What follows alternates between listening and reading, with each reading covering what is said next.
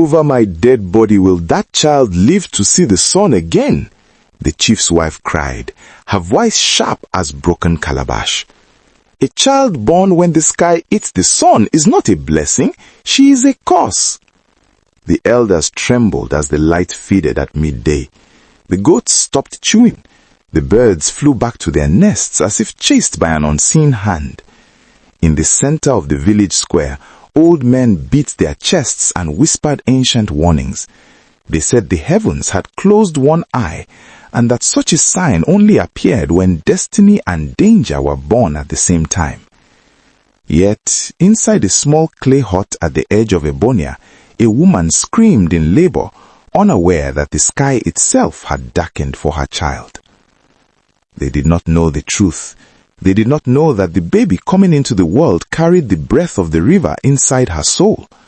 And when a child belongs to the waters, no spear, no law, and no hatred can truly destroy her. But the people of Ebonia were about to make a mistake so terrible that even the spirits of earth and water would rise in anger. Long before the disaster, Ebonia was a village of laughter. Red earth paths wound between mud houses with palm leaf roofs. Women pounded yam at dawn, and men sang harvest songs in the fields. Children played by the riverbank, where the water flowed gently like a mother's lullaby. At night, elders told stories under the moon, while drums echoed across the land. King Tai ruled the land with firm hands and careful wisdom. He trusted the words of the oracle more than the whispers of ordinary men. The oracle, an old priestess who rarely left her shrine, only spoke when the spirits demanded attention. And on the day the sun darkened at noon, she sent for the king immediately. Inside her shrine, cowries scattered across the floor trembled as if shaken by an invisible wind. The priestess lifted her staff and spoke in a voice that did not sound fully human. She warned that a child born under the darkened sun would carry a force beyond human understanding. She declared that if such a child lived within the village, balance would break and unseen powers would awaken. Fear filled the king's heart, and fear, once planted, grows faster than wisdom.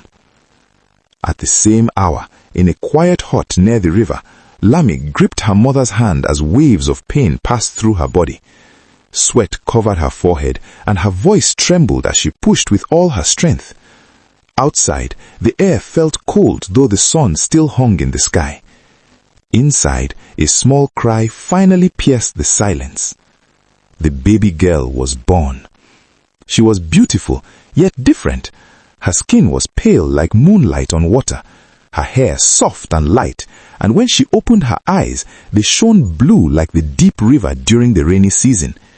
Lami's heart filled with love instantly, but her mother gasped in fear. The child carried a mark on her shoulder, shaped like a tiny wave. Before Lami could even rest, the king's drum thundered across the village. The sound meant only one thing, a royal decree. Soldiers moved from hut to hut, searching for any newborn child. The Balogun, holding a heavy spear, shouted that the oracle had spoken. Any child born during the darkened sun must be offered to the earth to prevent disaster. Lami clutched her baby tightly. Tears ran down her face as footsteps grew louder outside her door. Her mother, an old woman who had seen many seasons, whispered urgently. She quickly brought out a woven basket and lined it with soft cloth. "The river is the only place stronger than fearful men," she said softly. "If the spirits of water claim her, no law of humans can touch her." Weak but determined, Lami wrapped her baby carefully and ran through the back of the hut. Smoke filled the air as soldiers searched nearby homes. She ran through tall grass, her arms bleeding from sharp leaves, but she did not stop. Behind her, guards shouted and gave chase. When she reached the great river, the water rushed with unusual force, as if it already knew she was coming. Lami fell to her knees at the edge, tears mixing with river spray. She lifted the basket and whispered a desperate prayer. "Spirit of the waters, near, if you hear the cry of mothers, take my child, protect her. Let my life be the price, but let her live." With trembling hands, she pushed the basket into the rushing current. The river swallowed it gently, not violently, as though accepting a secret offering. Moments later, guards seized Lami, but she only laughed through her tears. "You are too late," she said. "The river has taken her home." The basket drifted far, rocking softly as the current carried it away from the chaos of Ebonia. The baby did not cry. She stared calmly at the sky as darkness slowly lifted from the sun. Deep beneath the river, a presence awakened. Nia, the ancient spirit of the waters, opened her glowing eyes. She was neither fully human nor fully spirit, but a guardian of balance, older than the oldest trees. When she saw the basket drifting toward jagged rocks, she raised her hand. Instantly, the waves softened and parted, guiding the basket safely past danger. She lifted the child gently from the basket and studied her face. The mark on her shoulder shimmered faintly. "This one carries both sorrow and destiny," Nia whispered. From her flowing hair, she removed a necklace made of a glowing blue stone and delicate beads. She placed it around the baby's neck, and the water glowed softly. "As long as you wear this, the river will know you. It will protect you. It will fight for you, and it will always bring you home." The river resumed its journey, carrying the basket far beyond Ebonia until it reached a quiet washing spot in another village. There, a woman named Zuri knelt by the river, scrubbing clothes with tired hands. For years, she had prayed for a child, but none had come. Villagers mocked her, calling her barren and unlucky. Still, she never stopped offering kola nuts and prayers to the spirits. When the basket touched the shore, she froze. Her heart pounded as she pulled it from the water and opened it slowly. The moment she saw the baby's face, her breath caught. "My child," she whispered instinctively, even before thinking. She hugged the baby tightly, and warmth sprayed through her chest like sunlight after rain. Unknown to her, the Spirit's blessing flowed through that embrace. That very day, life stirred in her womb for the first time. She named the child Amina. 1 year later, Zuri gave birth to her own daughter, Kaya. At first, the house was filled with joy, but as the girls grew, differences became clear. Amina was gentle, quiet, and strangely favored by nature.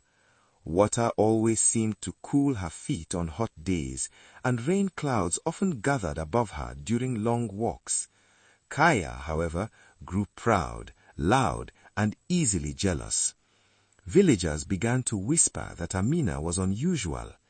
Whenever she fetched water, the river became clear where she touched it. When she was thirsty, droplets formed on leaves nearby. Zuri noticed these things, and instead of gratefulness, fear slowly took root. By the time they turned 18, Amina did most of the work in the house. Her hands were rough, her clothes simple, yet her beauty shone brighter than polished gold. Kaya, dressed in fine beads, believed she deserved everything Amina received effortlessly. One season, a royal horn echoed through the village. Prince Jabari would visit the river to choose a bride. Every young woman was to bring a pot of water to prove her diligence and strength. Zuri's eyes glittered with ambition. She adorned Kaya with heavy beads and fragrant oils, determined to secure royal favor.